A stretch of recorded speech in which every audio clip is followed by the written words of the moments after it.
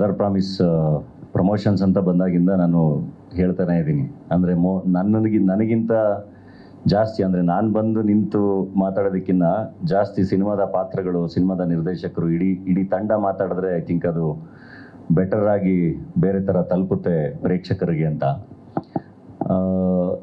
ಈ mother promise cinema ನಾವು ಶುರು ಮಾಡಿದಾಗ್ಲೇ ನಂಗೆ mother promise father of all promises ಅಂತ ಆಗ್ತಿದ್ದಂಗೆ ನನಗೊಂದು ನಗು ಹುಟ್ಟಿತ್ತು. ಆ್ಯಂಡ್ ಆ ಸ್ಕ್ರಿಪ್ಟು ಓದಿದಾಗ ನಾನು ಆ್ಯಕ್ಚುಲಿ ಇದನ್ನು the most stupid film of the year ಅಂತಲೇ ಪ್ರೆಸೆಂಟ್ ಮಾಡಬೇಕು ಅಂತ ಇದ್ದಿದ್ದು.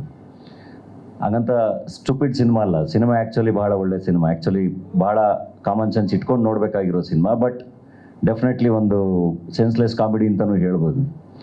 ಕನ್ನಡಕ್ಕೆ ಒಂದು ಹೊಸ ಜಾನ್ರ, ಹೊಸ ಎಕ್ಸ್ಪೆರಿಮೆಂಟ್, ಆ್ಯಕ್ಚುಲಿ ಒಂದು ಒಳ್ಳೆಯ ಕಮರ್ಷಿಯಲ್ ಎಕ್ಸ್ಪೆರಿಮೆಂಟ್ ಮದರ್ ಪ್ರಾಮಿಸ್.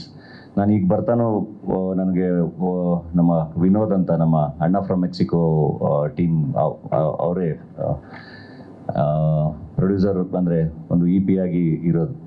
ಅವರು ಭಾಳ ಚೆನ್ನಾಗಿ ಮಾತಾಡಿದ್ರು ಫೋನ್ ಮಾಡಿ. ಅಂದರೆ ಅಹೆಡ್ ಆಫ್ ಟೈಮ್ ಸಿನಿಮಾ ಮಾಡಿದ್ದಾರೆ ಪೂರ್ಣ ಅವರು, ಭಾಳ ಎಂಜಾಯ್ ಮಾಡಿದೆ ನಾನು, ಅಷ್ಟೊಂದು ನಕ್ಕಿ ಭಾಳ ವರ್ಷ ಆಗಿತ್ತು ಅಂತ.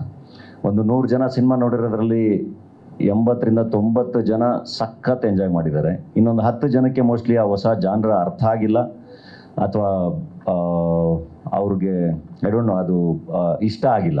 And that's fine.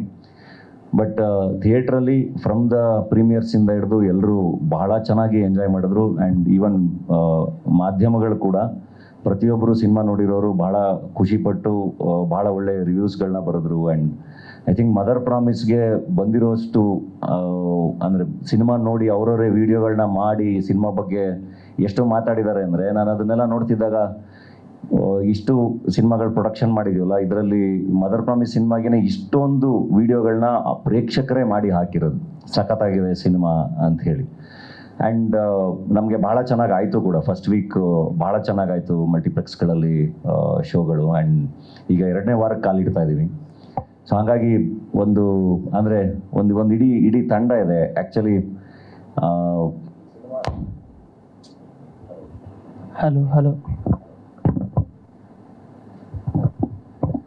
ಸೊ 2ನೇ ವಾರಕ್ಕೆ ಕಾಲಿಡ್ತಾ ಇದ್ದೀವಿ. ಇನ್ನು ಏನು ಚೆನ್ನಾಗಾಗಿದೆ ಅದಕ್ಕಿಂತ ಬಹಳ ಚೆನ್ನಾಗಿ ಆಗಬೇಕು ಈ ಸಿನಿಮಾ ಅನ್ನೋದು ನಮ್ಮ ಎಕ್ಸ್ಪೆಕ್ಟೇಷನ್ಸ್. ಹಾಗಾಗಿ ಒಂದು ಡಿಸ್ಕಷನ್ ಮಾಡೋಣ ಅಂಥೇಳಿ ಇವತ್ತು ಪ್ರೆಸ್ ಮೀಟ್ ಮಾಡಿರೋದು. ಸೊ ಏನಾದರೂ ಪ್ರಶ್ನೆಗಳಿದ್ರೆ ಕೇಳಿ. I think interaction is better. ನಾವೇ ಕುತ್ಕೊಂಡು ಏನೇ ಮಾತಾಡ್ಕೊಂಡು ಹೋದ್ರೂ ಅದು ಏನೋ ಹೇಳ್ತಾ ಇರ್ತೀವಿ ಬಿಟ್ಟರೆ ಅದರಿಂದ ಏನಂತ ಹೊಸದೇನೂ ಬರಲ್ಲ. ಸೊ ಬೆಟರ್ ನೀವು ಪ್ರಶ್ನೆಗಳು ಕೇಳ್ತಾ ಹೋದರೆ, ಒಂದು ಇಂಟ್ರ್ಯಾಕ್ಷನ್ ಮಾಡಿದ್ರೆ ಅದು ಭಾಳ ಚೆನ್ನಾಗಿರುತ್ತೆ. ನಿರ್ದೇಶಕರಿದ್ದಾರೆ, ನೀವು ಸಿನಿಮಾಗಳು ನೋಡಿದಿರಿ, ನಿರ್ದೇಶಕರನ್ನ ಎಷ್ಟು ಬೇಕಷ್ಟು ಪ್ರಶ್ನೆಗಳು ಕೇಳ್ಬೋದು.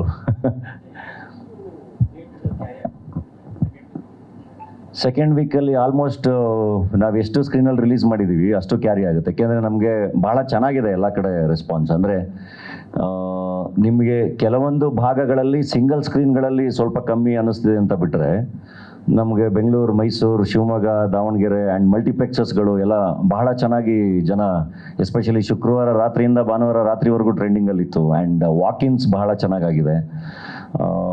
ಸೊ ಆಲ್ಮೋಸ್ಟ್ ಅಷ್ಟರಲ್ಲೂ ಕ್ಯಾರಿ ಮಾಡ್ತೀವಿ. ಅಂದರೆ ಒಂದಿಷ್ಟು ಸಿಂಗಲ್ ಸ್ಕ್ರೀನ್ಗಳನ್ನ ಅಂದರೆ ತೆಗಿತೀವಿ, ಬಟ್ ಎಲ್ಲೆಲ್ಲಿ ಕಲೆಕ್ಷನ್ ಭಾಳ ಚೆನ್ನಾಗಿದೆ ಅದನ್ನು ಹಂಗೆ ಕ್ಯಾರಿ ಮಾಡ್ತೀವಿ. ಅಲ್ಲ ಇದು ಈ ಸಿನಿಮಾ ಎಸ್ಪೆಷಲಿ ನಮಗೆ ವರ್ಕ್ ಆಗಿರೋದು, ಈ ಸಿನಿಮಾ ನಮಗೆ ಅದೇ ಒಂದು ಕ್ಲಾಸ್ ಸಿನಿಮಾ ಥರ ವರ್ಕ್ ಆಗಿದೆ. ಸೊ ಐ ಥಿಂಕ್ ಅದೊಂದು ಡಿವಿಷನ್ ಇದ್ದೇ ಇದೆಯಲ್ಲ, ಸೊ ಆ ಥರ ಇದು ಡೆಫಿನೆಟ್ಲಿ ವರ್ಕ್ ಆಗಿರೋದು ನಮ್ಮ ಮಲ್ಟಿಪ್ಲೆಕ್ಸ್ಗಳಲ್ಲಿ. ಈ ಥರ ಒಂದೊಳ್ಳೆ ಡೀಸೆಂಟ್ ಫ್ಯಾಮಿಲಿ ಎಂಟರ್ಟೈನರ್ ಆಗಿ ಒಂದು ಸಖತ್ ನಗ್ಸೋ ಒಂದು ಸಿನಿಮಾ ಆಗಿ ಭಾಳ ಚೆನ್ನಾಗಿ ವರ್ಕ್ ಆಗಿದೆ. ಇಟ್ಸ್ ನಾಟ್ ಅಂದರೆ ರೆಗ್ಯುಲರ್ ಫಾರ್ಮ್ಯಾಟ್ ಸಿನಿಮಾ ಅಲ್ಲ, ಡೆಫಿನೆಟ್ಲಿ ಅನ್ ಎಕ್ಸ್ಪೆರಿಮೆಂಟ್, ಬಟ್ ಒಂದೊಳ್ಳೆ ನಗಿಸೋವಂಥ ಎಕ್ಸ್ಪೆರಿಮೆಂಟ್ ಇದು.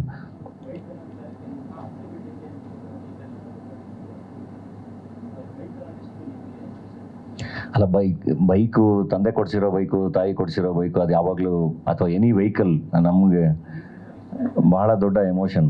ಅದು ನಮ್ಮ ನಿರ್ದೇಶಕರು ಹೇಳ್ಬೇಕು. ನನಗೆ ನಂದೊಂದು ಟಿ ವಿ ಎಸ್ ಎಕ್ಸೆಲ್ ಸೂಪರ್ ನನ್ನ ತಂದೆ ಕೊಡಿಸಿರೋದು, ಅದು ಇವತ್ತಿಗೂ ನನ್ನ ಹತ್ರನೇ ಇದೆ. ಸೊ ಈ ಸಿನಿಮಾದಲ್ಲಿ ಬರುವಂಥ ಸ್ಪ್ಲೆಂಡ್ರೂ ಎಸ್ಪೆಷಲಿ ನಮ್ಮ ಮಿಡಲ್ ಕ್ಲಾಸ್ಗೆ ಭಾಳ ದೊಡ್ಡ ಎಮೋಷನ್ ಅದು. ಯಾವುದೇ ಆಗಲಿ, ಫಸ್ಟ್ ಗಾಡಿ ಏನು ತೊಗೊಂಡಿರ್ತೀವಿ, ಫಸ್ಟ್ ಸೈಕಲ್ಲು ಅದೆಲ್ಲದು, ಅಥವಾ ಅದನ್ನು ಕಷ್ಟಪಟ್ಟು ಮಿಡಲ್ ಕ್ಲಾಸಲ್ಲಿ ತಂದೆ ತಾಯಿ ಕೊಡಿಸಿದಾಗ ಅದ್ರ ಬಗ್ಗೆ ಒಂದು ಬೇರೆ ಎಮೋಷನ್ನೇ ಇರುತ್ತೆ.